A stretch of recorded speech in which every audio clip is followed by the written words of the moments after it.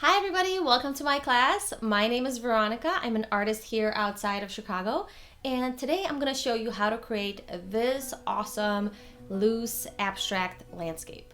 I know that as a beginner artist, we always worry about everything looking super perfect. We overthink on all the tiny little details, and in this class my goal is to show you guys that landscapes can be beautiful and not too detailed. So we don't need to paint every tiny little tree. We don't need to paint every blade of grass exactly the same way it looks in the photo.